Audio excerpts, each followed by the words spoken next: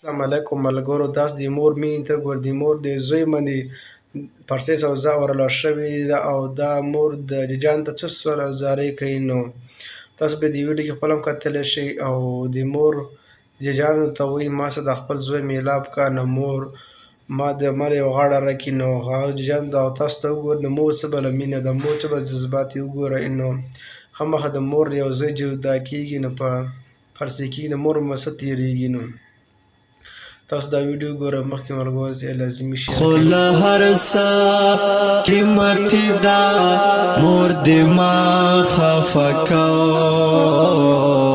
شان یې ستایلی الهي ده مور دې ما خفه کو. مور خو له هر څه قیمتي ده مور دې ما خفه کو، شان یې ستایلی الهي دا مور دې ما خفه کو. مور ته غزالې کیسې کو، مور ته دې اوف مکوا،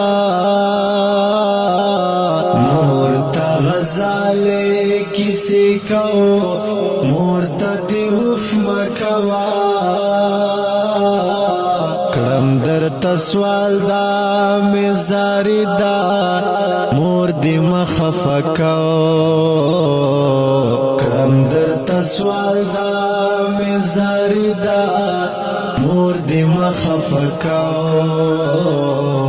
شان یې ستایلی الهي دا مور دې ما خفه کو. مور خو له هر څه قیمتي ده مور دې ما خفه کو، شان یې ستایلی الهي دا مور دې ما خفه کو. کور له وخت را درومزو یا حالات ډېر خراب دي، کور له وخت را درومزو یا حالات ډېر خراب دي.